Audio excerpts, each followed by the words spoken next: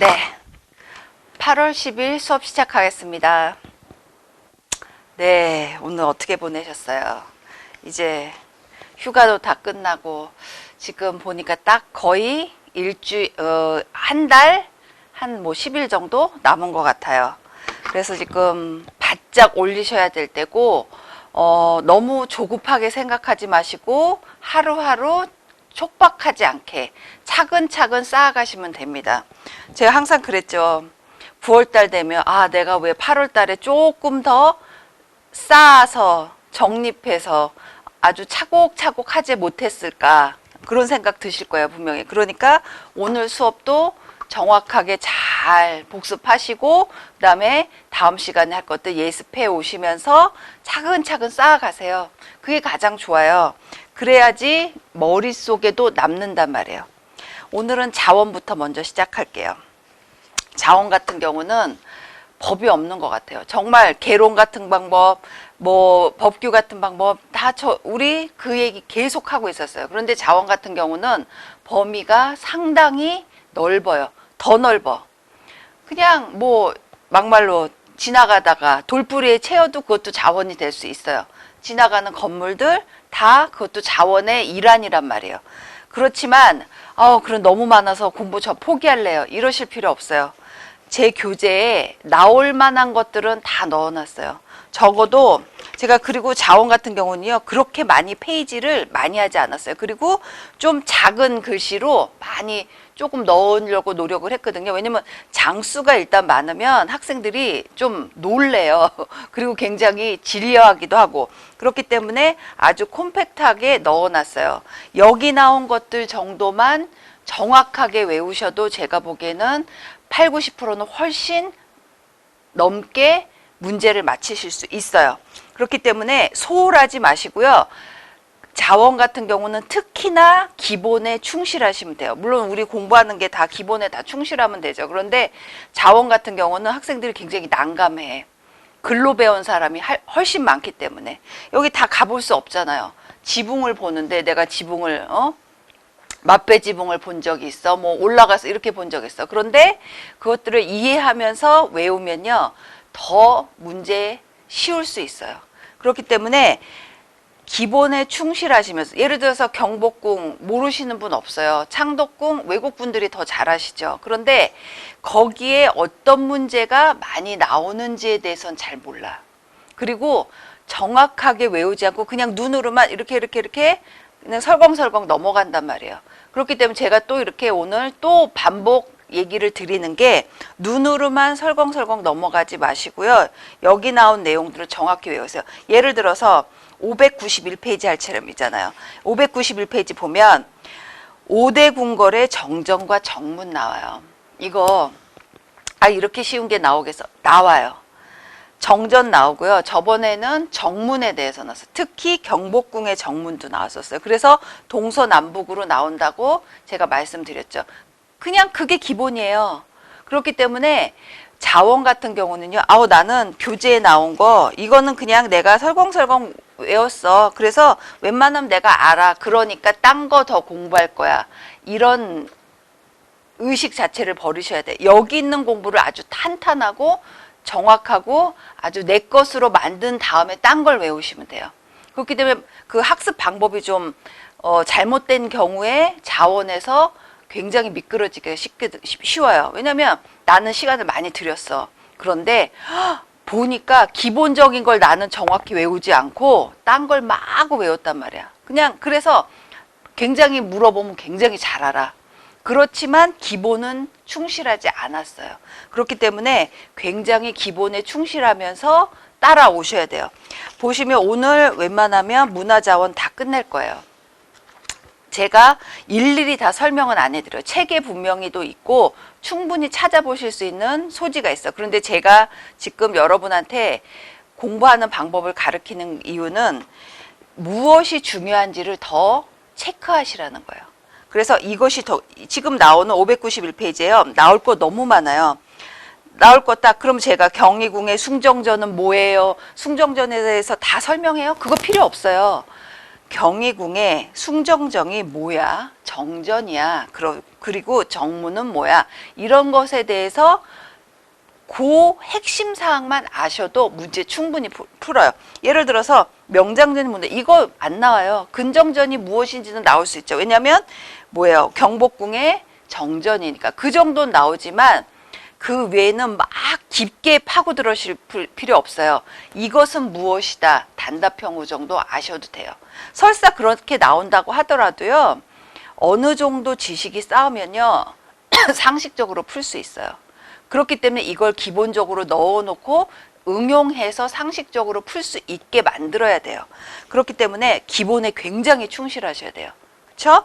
그러셔서 보시면요. 여기 5대 궁궐의 정전과 정문 꼭 외우셔야 되고 그 다음에 요약 정리에서도요. 무슨 궁도 나오고 그 다음에 강령전 그 다음에 덕수궁의 뭐 건천궁은 자꾸 나오는 이유가 유일하게 단청이 없어요. 경복궁에서. 그렇기도 하고 역사적 의미가 또 있단 말이에요. 이거 정도는 저번 시간에 제가 얘기했을 거예요. 이런 특이한 역사적 의미가 있고 그 다음에 구한 말에 또 어떻게 됐어, 뭐 어떻게 됐어, 이런 그 특이한 사항이 있는 건물이나 아니면 유적지 이런 부분들은 외우셔야 돼요. 그런데 뭐 예를 들어서 풍수지리설이 뭐예요? 그거에 대해서 무조건 외울 필요는 없다는 거죠. 풍수지리설 한번 보세요. 조선궁궐의 위치는 풍수지리설에 크게 영향을 받아요. 특히 경복궁 같은 경우는 산세가 둘러싸여 있고 이렇기 때문에 되게 험해서 불이 많이 났죠. 불이 많이 났기 때문에 그것을 누르기 위해서 또 여러 가지 일들을 하고 막 이랬단 말이에요. 굉장히 화재에 취약해요. 세서 그래요. 주변이 세다고 생각해서. 그런데 거기에 도읍지를 그 궁궐을 정한 분이 정도전이라는 분이에요. 그분이 설계하셨어요. 보면 통일신라 말에 도선에 우리 국사 배울 적에요. 통일신라 말에 도선대사가 풍수지리설을 갖고 왔다. 뭐 이런 얘기 한 적 있어요. 그러면 국사하고 다 지금 연결이 되는 거란 말이에요. 내가 항상 제가 그러죠. 아, 내가 딱 책을 덮었는데 국사하고는 자원하고는 하나도 연결이 안 져. 그렇게 되면 공부 헛한 거야. 그렇기 때문에 지금 도선이 나오면 나 도선 처음 듣는데 이러면 국사 공부 다시 백해서 다시 보셔야 돼요. 도선에 의해 당에서 유입된 풍수지리설을 고려 왕건은 훈요 쉽죠. 분명히 제가 얘기한 적이 있어. 고려 왕건 같은 경우는 풍수지리설에 의해서 나라를 세웠다고 볼 수도 있는 분이에요. 왜? 이분의 출신이 있잖아. 호족 세력이야. 호족은 어때요? 지방에 정말 아주 쉬운 말로 하면 지방에 그냥 동네 형이야. 힘 좀 쓰시고 물자 풍부하고 인력 많고 사병 거느리고 이런 분이란 말이에요. 이런 분이 그러면 경주 거기 도읍지에서 보다는 지금 지방이 점점 세가 옮겨가구나 이런 풍수지리설에 대해서 더 촉각을 세우고 많이 신봉할 가능성이 굉장히 높아진단 말이에요. 이걸 지금 제가 설명할 필요 없어요. 딱 이게 나오면 그때 이분은 이래서 이랬어. 지금 저절로 나올 정도는 되셔야 돼요. 왜? 몇 개월을 공부를 했기 때문에. 고려 왕건이 훈요 10조 기억하셔야 돼요. 그래서 땅도 인간과 같이 기운이 있다고 보는 풍수지리설에 의거하여 조선의 수도 또한 기운이 왕성한 한양으로 정해졌어요. 그렇죠? 제가 얘기한 적 있어요. 한양에서 도읍지 정하다가 2대 조선 왕조 2대 정종 같은 경우는 개성으로 다시 옮겼어. 개성으로 옮겼기 때문에 그분의 왕릉 그 무덤이 개성에 있다고 얘기한 적이 있어요. 왜냐하면 이게 다 연결되는 거예요. 우리 왕릉 배울 적에 이 얘기 꼭 할 거거든요. 그렇죠? 그러셔서 경복궁은 정도전에 의해 설계됐는데 동쪽을 지키는 청룡, 백호, 현무 뭐예요? 그 다음에 주작 이거 모르시는 분 있어요? 이거 기본이에요. 그러면 이게 왜 동서남북에 다 수호신이란 말이에요. 그러면 여기서 그치는 게 아니야.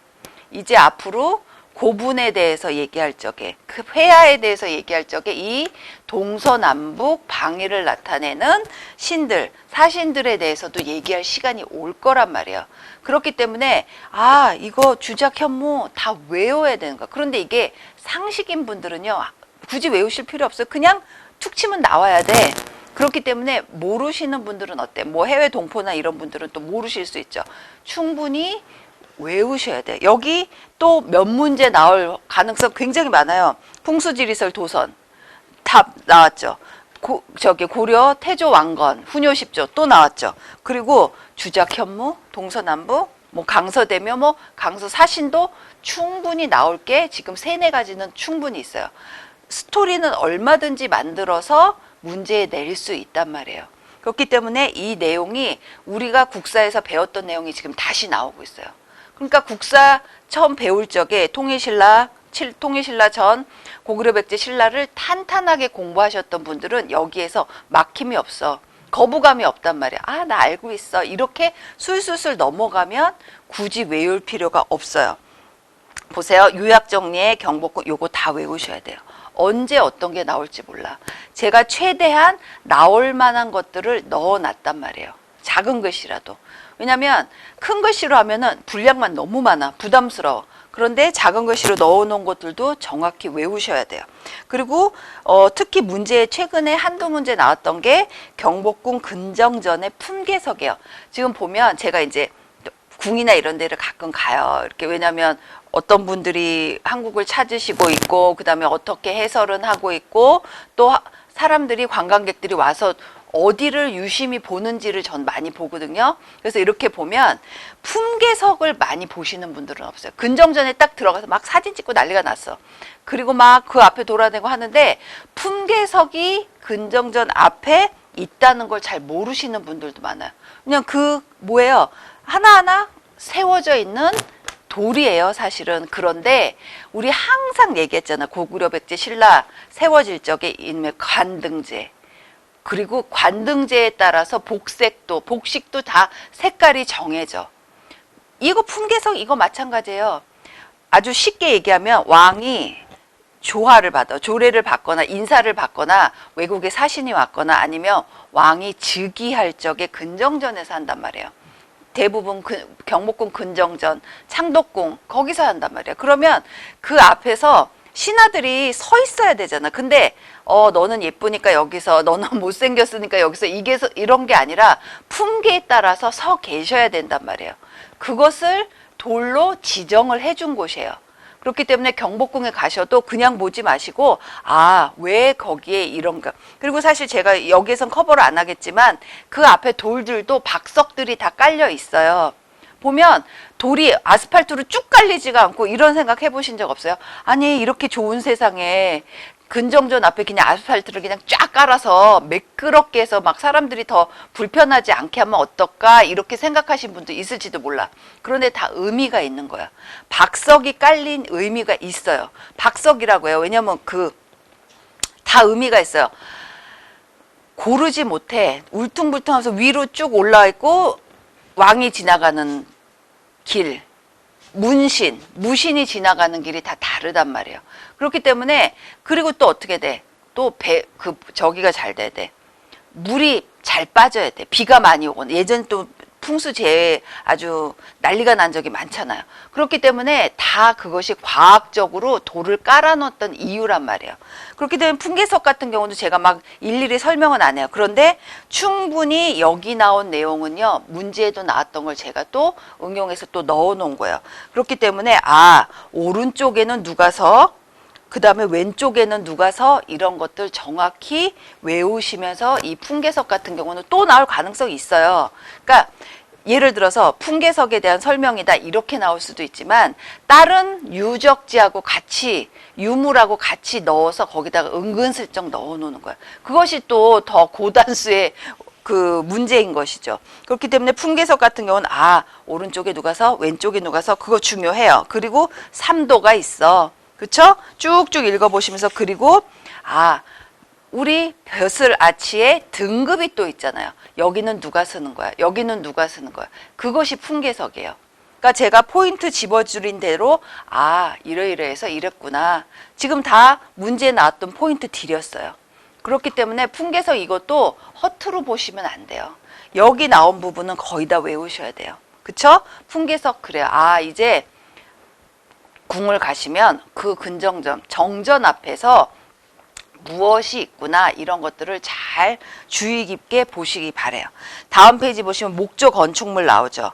보면 전통 건물의 한국 전통 건물의 명칭 같은 경우는 규모와 크기, 격에 따라서 전, 당, 합, 각, 재헌, 루, 정으로 나눠요. 정 아주 제가 이거 설명 안 해도 거의 다 알고 전각이야. 그 다음에 루 경외루야. 아주 쉽게 얘기하면. 그리고 맨 끝에 정은 뭐야? 여러분 무슨 정? 무슨 정 있었는데 청간정. 그거 어디서 나왔던 거죠? 어디? 유명한 경치에서 나왔어요. 그 경치 외우셔야 된다 그랬죠. 그 정자예요, 사실. 뭐 아파트 지나가다 보면 정자 있잖아요. 아파트에 다 정자도 있고 뭐 꼭 아파트가 아니더라도 경치를 볼 수 있는 곳에는요, 정자가 항상 있어요. 그래서 이렇게 해서 본단 말이에요. 굉장히 중요한 건물 명칭의 순서예요. 크기에 따라서 전부터 해서 전은 또 무슨 전은 제가 그랬죠. 건물이야. 아주 쉽게 얘기하면 장경판 전이야. 그것이 하나의 예인 거죠. 장경판 전은 또 뭐지? 이러면 안 돼요. 장경판전에 뭐가 담겨 있는 거 여러분 이제는 아셔야 돼요. 그쵸? 구성부제 보시면요. 여기 나온 거 거의 다 외우셔야 돼요. 특히나 구성부제 같은 경우 목적 원품을 할 적에 다 이름이 있고 의미가 있고 쓰임새가 다 달라. 그렇기 때문에 언제 이 문제가 또 나올지 몰라요. 항상 많이 나오는 것 중에 하나예요. 기단 있죠. 초석 있죠. 우리 초석을 깔았다. 이런 말 많이 할 거예요. 그래서 어떤 건물이든지 들어갈 때 보면 거기 뭐 초석 뭐 이렇게 정초 뭐 이렇게 나서 적어 놓는단 말이에요. 그게 뭐예요? 이거 깔았구나. 상랑식이라고 해서 뭐예요? 상랑식 가면 뭐 있어? 건물 올릴 적에 이 건물을 누가 했고 이런 것도 다 써서 넣어둔단 말이에요. 이게 상랑식이야. 상량식. 그래서 기단, 초석 있고 기둥요. 기둥은요. 예전엔 굉장히 문제가 항상 빠지지 않았어요. 최근에 한 몇 년은 잘 안 나왔는데 또 나오지 말라는 법이 없어요. 왜? 기본으로 돌아가고 있거든. 미늘림과 배율림 일단 킵해 놓으세요. 보 나오죠. 도리, 석가래 들어보셨어요. 그리고 용마루, 처마, 준요. 이거 제가 막 일일이 설명할 필요 없어요. 다 보시면서 그렇지만 여러분은 다 외우셔야 돼요. 그리고 사례 있고요. 대공 있고 이제 미늘림과 배울림이 있어. 그러면 미늘림은 기둥이 상단으로 갈수록 좁아지는 형태예요. 그리고 배울림은 원형 기둥의 가운데가 굵고 밑과 위로 갈수록 가늘게 한 거. 이것이 엔타시스. 엔타시스 보면 그리스 신전처럼. 그쵸? 그럼 미늘림은 뭐냐고요? 기둥이 상단으로 갈수록 좁아져.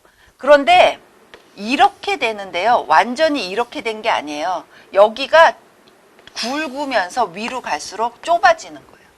그럼 배열림은 이렇게 되는 거죠. 이렇게 제가 잘못 그렸어요. 네. 여기가 더 뚱뚱해지는 거죠. 왜? 여기가 두꺼워야 여기 보시면 배열림처럼 가운데가 굵고 밑과 위로 갈수록 가늘게 한 게 이게 보통은요. 배열림에서는요. 위가 더 좁아요. 사실은. 위가 조금 더 두껍고 근데 이게 상식이란 말이야. 배열림 같은 경우는 중간이 두껍기 때문에 굵기 때문에 딱 안정감이 느껴져요. 그럼 상식적으로 밑에가 좁으면 너무 불안하지 않아요? 그나마 위보다는 밑에가 조금 더 넓어야 돼. 굵어야 돼. 그리고 위로 갈수록 좀 좁아지는 거예요. 항상 문제에 나왔던 게 이거였어요. 그리고 나서 이제 조금 있다가 기둥 얘기 또 할 적에 미늘림, 배열림 요거 아주 기본이에요. 보실 적에 제가 필요한 이유는 이런 거예요. 책이 있어. 제가 책을 만들었어. 그래서 하지만 학생들이 인강을 듣지 않으면요. 이것을 어디를 더 핵심적으로 집중적으로 봐야 할지 모른단 말이에요. 제가 지금 그걸 찝어주고 있기 때문에 특히 자원 같은 경우 뭐 법규 같은 것도 중요한 것들 제가 말씀드렸지만 일단 자원도요. 다 외우셔야 돼요. 그런데 그 중에서 더 주의를 기울여야 할 것들을 아주 집중적으로 보시란 뜻인 거예요. 미늘림, 배열림, 그 다음에 그랭이 기법이 있어요. 이것도 예전에 문제 나온 적이 있어요. 기둥과 주춧돌이 만나는 부분에서 기둥나무와 주춧돌이 딱 들어맞게 하는 기법이야. 은근히요 이런 기법들이 좀 나와요. 좀 예를 들어서 우리나라 같은 경우는 목재가 많아요. 거의 다 한옥은 그렇죠. 돌로 지은 집 그렇게 많지 않잖아요. 목재가 많기 때문에 이런 기법들에 대해서 충분히 문제가 나올 소지가 높은 거예요. 다음 페이지 이 지붕도 가끔 나와요. 맞배 지붕 있죠. 맞배 지붕 같은 경우는 추녀가 없어요. 그리고 우진각 지붕, 그 다음에 팔짝 지붕은 우진각 위에 맞배 지붕을 올려놓은 형식이에요. 그렇기 때문에 두 개가 합쳐진 게 팔짝 지붕이구나 이렇게 보시면 되죠. 모임 지붕 있죠. 그 다음에 십자형 지붕 있어요. 여기서 중요한 건요. 맞배 우진각 그 다음에 팔짝을 외우시는 거예요. 그러면 모임 지붕은 그냥 저절로 딸려 나와요. 제가 항상 얘기하는 거 무조건 다 외우려고 하다가 놓치지 말아라. 어때요? 여기서 제가 중요하다는 부분 정도를 정확히 외우면요. 다른 것이 와도 다른 문제가 와도 흔들리지 않아요. 그러니까 맞배 지붕, 우진각 지붕, 팔짝 지붕인데 저 같으면요. 팔짝 지붕 먼저 외우겠어요. 왜냐면 합쳐놓은 거라며. 그런 다음에 우진각 외우고 그 다음에 맞배 지붕 외우면 되는 거잖아요. 그쵸? 그래서 십자형 지붕까지 왔고 그 다음에 기둥이 나왔어요. 그러면 한번 기둥 꼭 체크해 주세요. 아까 흘림자 나왔어. 흘림자. 그러면 우리나라의 건축은 가운데 기둥에서 양측면 기둥으로 갈수록 기둥의 높이가 약간씩 높아진다. 이것이 귀소슴이에요. 그리고 기둥 머리를 건물 안쪽으로 약간씩 기울여 주는데 이것이 기둥이 안 쏠림이라고 해서 오금이라고 해서 안으로 쏠린 거예요. 이거 다 위에 지붕의 영향을 줄이기 위한 거예요. 보면 귀소슴과 안쏠림은 시각적인 안정감을 주는 동시에 하중을 가장 많이 받는 귓기둥을 높여줌으로써 구조적인 안정감을 준다. 이 뜻이에요. 기둥 같은 경우는요. 예를 들어서 제가 설명해 드릴게요. 이거예요. 근데 이렇게 기둥이 있어. 예를 들어서 그러면요. 귀소슴은 뭐냐면 양측면 기둥으로 갈수록 기둥이 더 높아지는 거예요. 그리고 여기가 좀 짧은 거예요. 안쪽이. 왜? 그렇게 해야 안정감이 느껴진단 말이에요. 똑같이 하면요. 딱 봤어요. 저기 어딘지 모르게 무거워 보여. 위에서 뭐가 쏟아질 것 같아. 이렇게 느낀단 말이에요. 그렇기 때문에 여기 바깥쪽에 있는 거. 양쪽을 조금 더 높여주는 거예요. 그러면 이게 맨 끝이 받쳐주는 느낌이 들어서 어딘지 모르게 안정감이 느껴지는 거예요. 그것을 말한 거예요. 그런데 기둥을 또 너무나 똑바로 놓으면 굉장히 또 불안해 보여.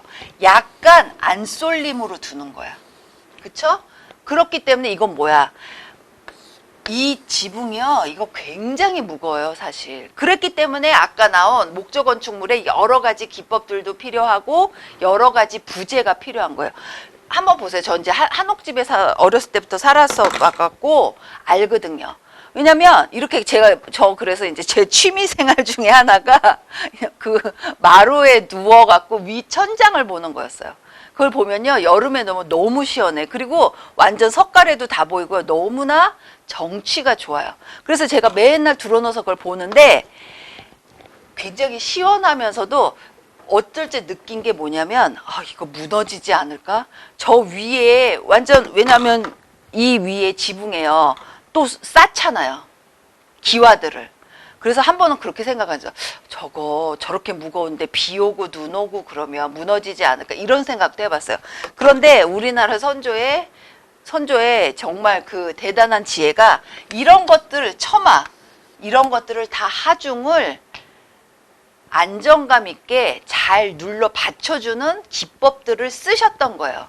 그렇기 때문에 제가 한옥집에서 오래 살았지만 기둥이 지붕이 무너져서 했다는 소리는 그렇게 많이 들어본 적이 없어요.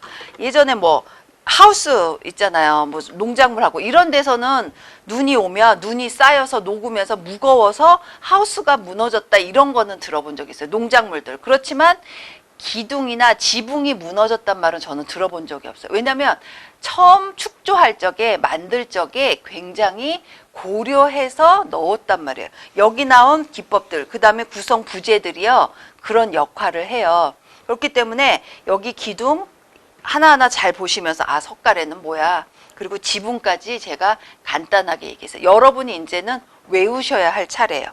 공포 양식 보시면 웬만하면 알고 계세요. 공포는 뭐야? 한번 궁에 갔던 기억을 떠올려 보세요. 궁에 보면 굉장히 지붕 밑에 뭐가 이렇게 팍팍 박혀 있어. 너무 화려해. 단청도 있지만 박혀 있는데 기둥과 기둥 사이에 부제가 있어요. 막 여러 가지 아주 현란하게 공포라고 해갖고 붙여 있어. 제가 프린트물 드린 적 있죠. 오프라인. 그런데 없으신 분들은 어때요? 한번 찾아보세요. 그러면 여기에 다 이름이 있어. 공포라고. 그래서 여기에 뭐야? 예를 들어서 아주 저는 간단하게 얘기하면 기둥과 기둥 사이에 이 공포가 다 있는 거야. 그러면 어때요? 더 잘 받쳐주고 더 화려하겠죠. 그것이 기둥과 기둥 사이에 있으면 많은 거야. 그 다포야. 아니면 기둥하고 기둥에만 있어. 그러면은 뭐예요? 주심포가 돼요. 한번 보세요. 지붕 처마 끝에 하중을 기둥에 전달하고 장식적 의장을 더해주는 부재 공포가 기둥 위에만 있는 양식을 주심포라고 해요. 기둥 사이에도 있는 것을 다포시계. 그러면 내가 그럼 경복궁에 가서 본 근정전은 무슨 양식이지? 그러면 다포지 않겠어요? 왜냐면 가장 화려해야 할 궁, 근정전이야. 외국 사신들 맞이해. 여러 가지 국가 행사들이 열려. 그러면 어떻게 돼요? 주심포는 조금 상식적으로 좀 그렇지 않아요? 조금 더 화려하고 더 많이 딱딱 붙여서 이것처럼 중간에 기둥과 기둥 사이에 공포를 붙여서 조금 더 화려하게 근엄하게 왕권의 존엄성을 펼쳐야 될 이유들이 있단 말이에요. 그렇기 때문에 다포식, 주심포식 딱 나와. 그리고 입공양식도 나오죠. 그러면 입공양식은 그리 많지 않아요. 주심포 양식은 어느 요것도 문제 나올 소지는 없죠. 주심포 양식의 유명한 건물들. 지금으로 하면 건물들이죠. 무슨 전들, 극락전, 무량수전 이런데 팔상 다 어때요? 굉장히 화려해. 그런 거 보면 절에서 무슨 저기 궁처럼 해? 절이 유일하게 쓸 수 있는 단청을 쓸 수 있는 곳이기도 했죠. 궁궐 말고. 그 정도의 위험이 있었던 거야. 불교. 그래서 절에 가면요. 아주 단청 없이 아주 소박한 일반 가옥들처럼 된 데는 그리 많죠. 저는 거의 본 적이 없어요. 물론 딴 부속 건물은 그런 적이 있지만 대부분의 주 건물은 거의 다 단청을 했단 말이에요. 단청을 하면 당연히 공포에도 단청을 해야 되죠. 화려해지는 거예요. 그래서 다포 양식은 조선시대 궁궐의 정전이나 사찰의 주불전이 뭐야? 딱 절에 들어갔어. 딱 가서 어떤 불을 아미타불 아니면 무슨 미륵불 다 달라요. 비로자납을 모시는 그 주불전으로 들어가서 거기서 절을 올리고 여러 가지 그 종교 활동을 한단 말이죠. 딱 들어가면 우리가 가장 많이 볼 수 있고 대표적인 건물이 주불전이에요. 어떤 그 불을 모시느냐에 따라서 또 이름이 다 달라져. 그래서 보시면 이거 다 외우셔야 되고요. 그 다음에 고려 초중기의 주심포 양식은 어디가 있어서 고려 중후기에 주심포 양식엔 대표적인 요거 다 외우셔야 돼요. 그리고 다포 양식은 어떤 게 있었어. 그리고 그 다음에 조선의 다포 양식 한번 보세요. 특히 4번의 조선의 다포 양식 같은 경우는 남대문이 있어요. 봉정사 대웅전, 전등사, 내소사, 불국사의 극락전 적어도요. 우리나라 서울에 있는 절들 말고 지방을 보면 특히나 신라 같은 경우는 1000년 동안 경주가 도시였잖아요. 수도였단 말이에요. 그렇기 때문에 거의 그 사찰이 거의 궁궐의 수준에 맞먹어. 특히나 대표적인 사찰이 어디예요? 불국사잖아요. 거기 보면 극락전, 대웅전 이런 데는 거의 다 다포 양식으로 돼 있어. 수준이 그래. 클래스가. 그쵸? 그리고 해인사 대적광전도 마찬가지예요. 요 정도는 다 외우시고 입공 양식은 그리 많지 않지만 거의 다 보면 강릉의 오죽헌은 뭐예요? 율곡이위와 그 다음에 가장 우리나라에서 오래된 목조 건물이에요. 이제 설명하겠지만 율곡이위와 신사임당이 태어난 곳이에요. 오죽헌 있죠. 문묘명륜당 있죠. 문묘명륜당 굉장히 중요해요. 성균관의 명륜당이에요. 제사 지내죠. 그러면 내 조상도 아닌데 무슨 누구한테 제사를 지내? 학문적 아버지들, 학문적 스승들한테 제사 지내잖아요. 그리고 경복궁 향원정 그 다음에 이런 것들은 좀 외워두시면 좋죠. 그러면 나는 입공양식 너무 외우기 힘들어. 그러면 어떻게 돼? 주심포 다포 먼저 외우세요. 그 다음에 입공양식 시간 되면 외우시라고요. 다 외우려다가 못 외우는 것보단 그게 낫다. 그쵸? 단청 나왔어요. 단청 더 이상 무슨 설명이 필요해요. 황, 적, 청, 흑, 백이에요. 요거 꼭 외우셔야 돼요. 가끔 가다 예전에도 많이 났는데 최근에는 안 났지만 제가 보기에는 충분히 나올 수 있어요. 설명으로 여러 가지 그 답이 문제들이 한 가지만 딱 단답식이 아니고 설명들 중에서 살짝 바꿔놓는 거야. 예를 들어서 다음은 고려 조선의 건축물에 관한 설명으로 옳지 않은 것, 옷은 무엇인가 이렇게 나올 수 있어. 그 중에 단청을 싹 넣어두고 청, 그 다음에 뭐 주황색 뭐 이렇게 넣어놓는 거야. 그러면요 여러분 보면 아유 나 단청 무슨 색인지 아는데 뭐 그간 게 뭐가 이렇게 어려워. 그런데 문제에 슬쩍 넣어놓고요 뭐 하나만 살짝 바꿔놓으면요 여러분 그 문제 틀릴 가능성 굉장히 높아져요. 그냥 설렁설렁 외우다가 보면 충분히 놓칠 수 있는 문제들이요. 꼭 그러니까 정확히 외우고 그 다음에 틀림이 없이 외우는 게 지금 자원에선 굉장히 중요하다는 거예요. 특히 단청 보면 건물의 미화와 보호의 목적. 단청이 무슨 그래 미화는 알겠어. 예쁘게 하는 거. 그런데 보호는 모르겠어. 단청에요. 암체라고 나와요. 이제 쭉 보신데 그 안료로 무기물질의 암체를 사용하거든요. 그것이 벌레, 왜냐면 목조잖아요. 그렇기 때문에 벌레를 부식을 방지하는 기능이 있단 말이에요. 그러니까 단지 무슨 뭐 어떤 그 화려함을 다 미를 축적하고 비를 높이고 이런 의미가 아니야. 다 의미가 있는 거야. 그쵸? 거기에서 보면 가칠단청 이것도 충분히 문제 나올 수 있어요. 가칠단청은 뭐야? 극기단청 이것도 문제 났어요. 백색과 흑색으로만 이루어져. 우리나라 가장 많이 건물에서 사용되는 단청은 모로단청이야. 충분히 문제 나올 수 있어요. 그쵸? 그리고 금단청 있고 요거 적어도 5개 나오는데 4개 정도는 외우셔야 돼요. 그러면 나머지는 그냥 딸려 나오겠죠. 대문 나와요. 행랑채 아시죠? 누가 물을 두드려 아니면 여봐라 했어. 그러면 행랑아범이 나가서 문 따줘야 돼. 문 열어줘야 되는데 그러면 그분은 뭐 그 집안을 돌보는 분이죠.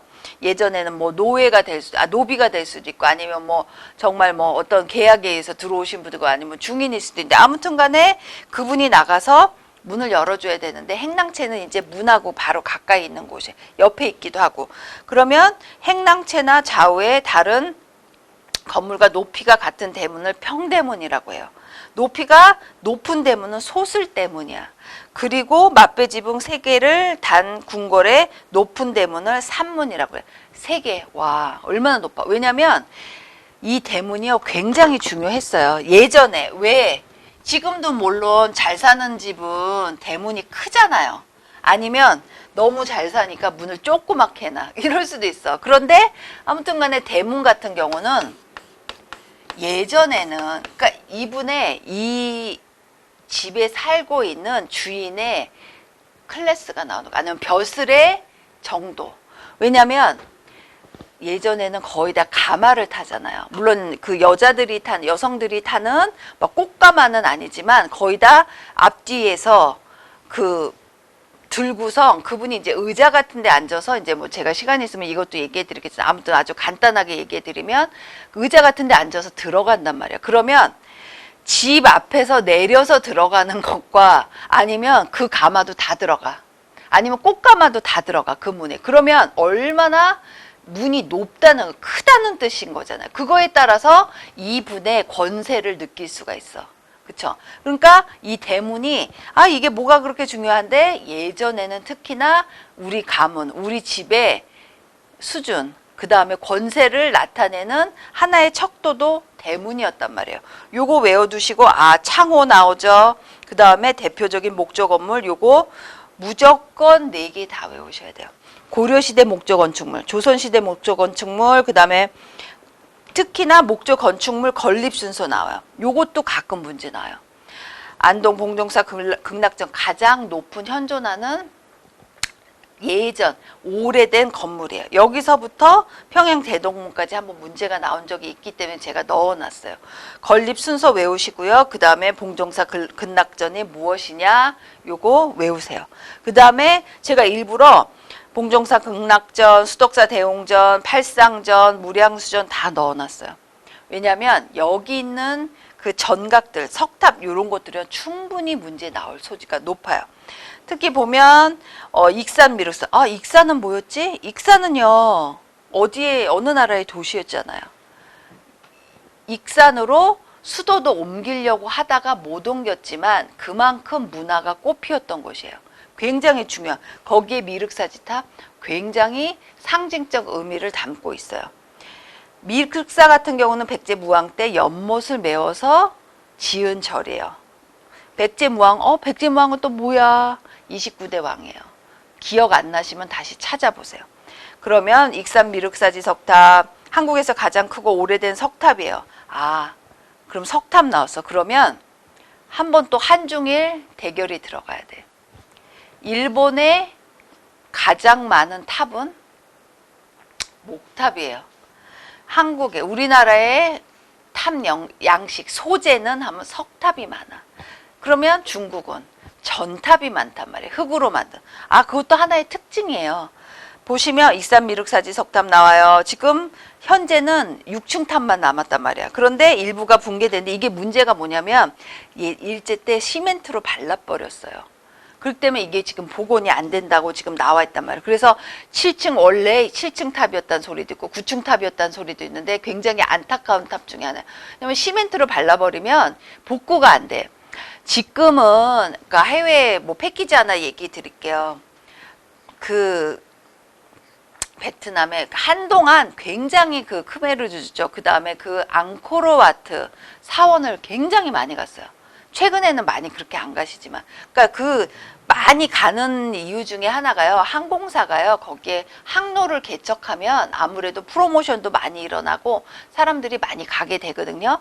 앙코르와트를 너무 심하다 할 정도로 많이 갔었던 적이 있어요. 왜냐하면 앙코르와트는 그렇게 많이 사람들을 받으면 안 돼요, 사실은. 그런데 나라가 좀 어렵다 보니까 관광객을 무분별하게 많이 받았단 말이야. 그래서 막 훼손이 너무 심한 거예요. 아무래도 많은 사람들이 찾으면 건축물은 훼손되기가 아주 쉽단 말이에요. 그렇기 때문에 우리가 여러 가지 무슨 관광, 지속 가능한 관광, 그 얘기를 못 알아 했냔 말이야. 다 그것들을 보존하기 위한 거잖아. 지속 가능하게 하려고. 근데 아무튼 간에 앙코르와트 많이 갔다가 가니까 훼손이 심해. 그래서 어떻게 그렇다고 해서 막 복구를 해가면서 또 할 수도 없고 돈도 없고 나라에 막 그러니까 어떻게 돼? 제가 듣기로는 어느 일본이나 뭐 어느 나라에서 와서 그냥 당장 훼손이 많이 되니까 시멘트로 발랐다고 하더라고요. 그래서 지금 많이 또 훼손이 일어나서 시멘트로 바른다는 자체는요, 원형이 보존될 가능성이 아주 굉장히 떨어지는 거예요. 그렇기 때문에 익산 미륵사지 석탑도 제가 듣기로는 복구가 어렵다는 판정이 나왔었어요. 그러니까 아무튼 간에 굉장히 좀 안타까운 일이죠. 익산 미륵사지 석탑, 사대문 사소문 이거 충분히 문제나. 아니 사대문 사소문 이걸 몰라서 문제를 못 푼단 말이야? 못 풀어요. 여러분이 그럴 수 있어요. 사대문 사소문 충분히 외우셔야 돼요. 제가 오프라인 수업하시는 분들한테는 사대문 사소문을 다 연결하는 지도를 드린 적이 있어요. 그거 다 찾아보시면 다 나와 있어요. 그 한양 도성이 그 사대문 사소문을 연결하는 도성 길이에요. 그쵸? 요거 꼭 외우셔야 돼요. 여기 나왔던 거 뭐 하나도 안 외울 거 없어요. 다 무조건 외우셔야 돼. 그리고 서원 나오죠. 아니 서원이 뭐라고? 서원 굉장히 중요해요. 조선 역사상에서도 굉장히 중요하고 조선 역사에서 중요했기 때문에 서원이라는 건축물 자체도 굉장히 중요한 건축물이에요.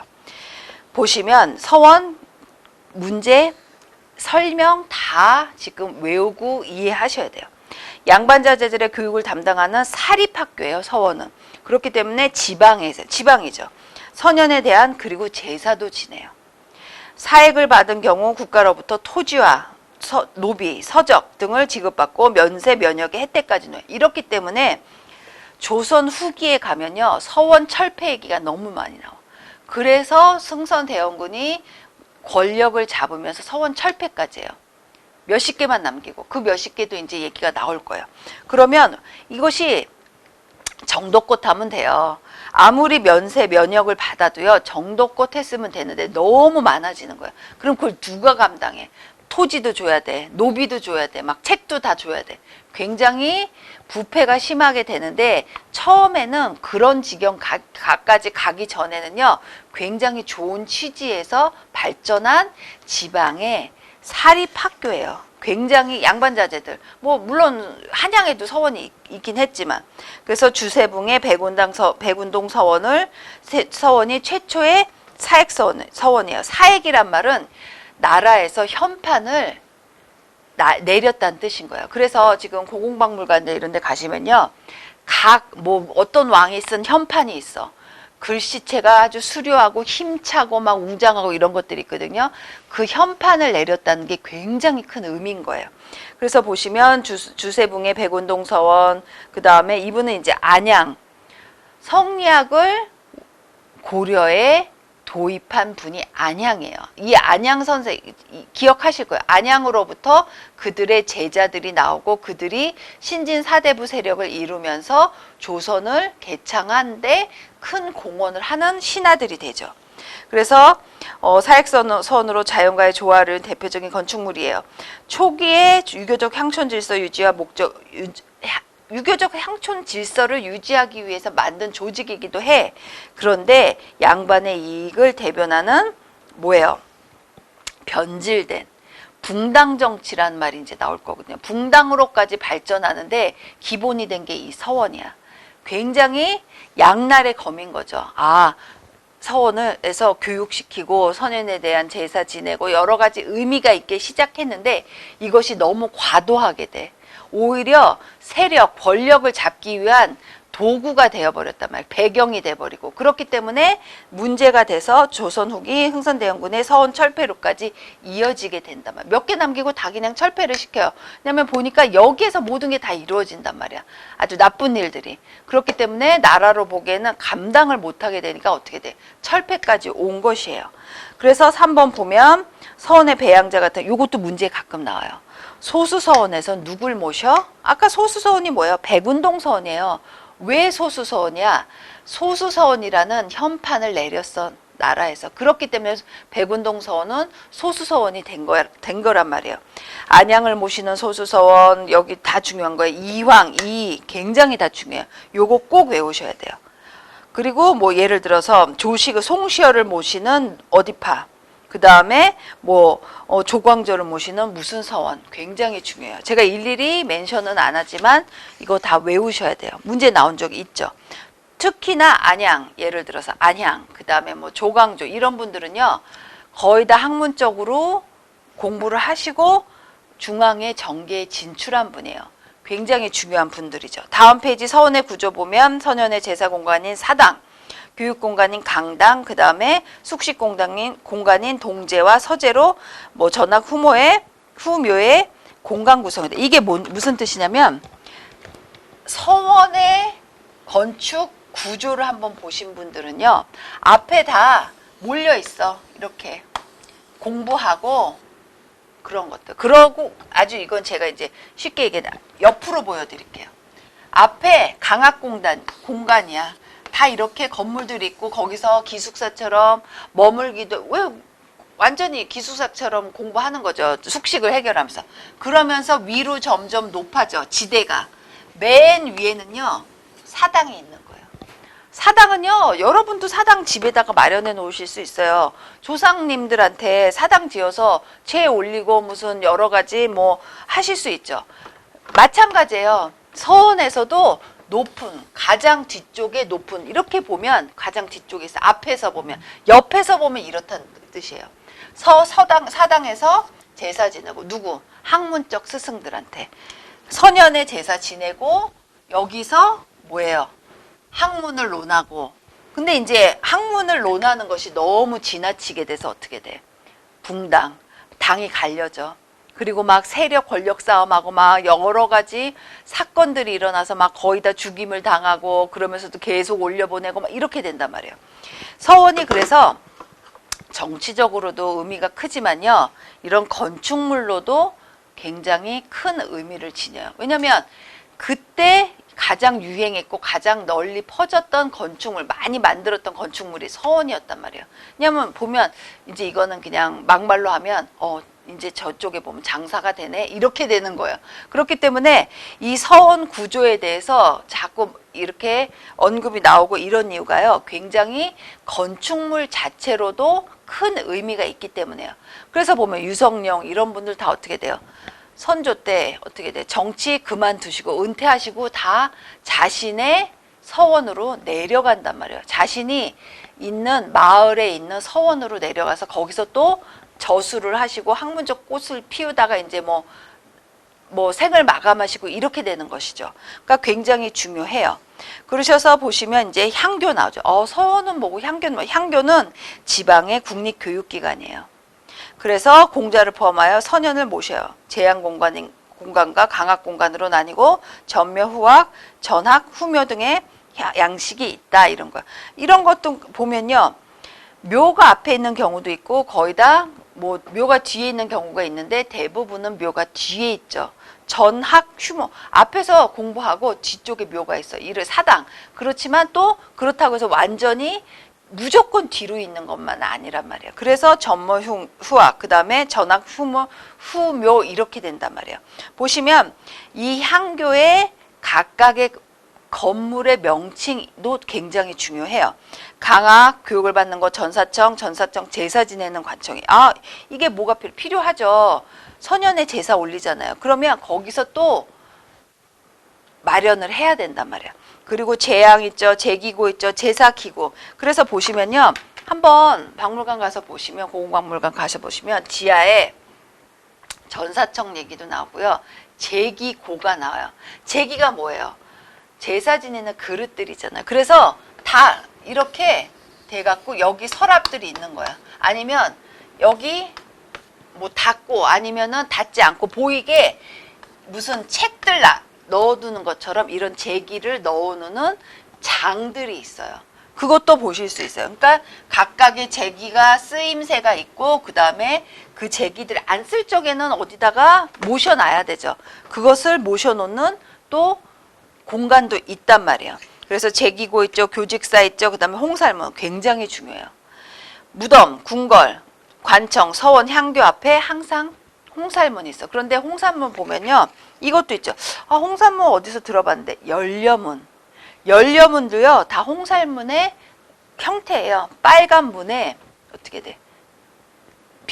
빗살로 다 이렇게 채워져 있어. 위에 올려져 있어.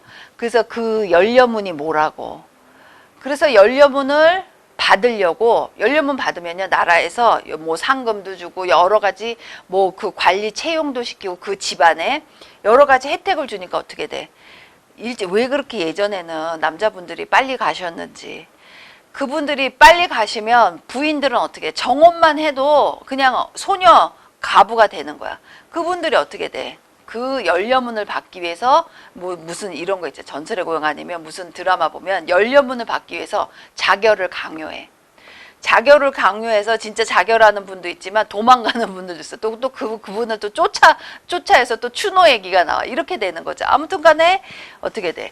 그분들한테 강요를 해서 정말 열려문을 받으면 아주 대대손손이 하나의 자랑거리. 굉장히 신분 상승의 수단도 됐단 말이에요. 거기서 보면 홍살문이 그 열려문하고 같아요. 그래서 집 안에 그 가문, 그 집 앞에다가 딱 세워져 놓으면 국가에서 칭송받아. 마을에서 완전히 칭송받는 거예요.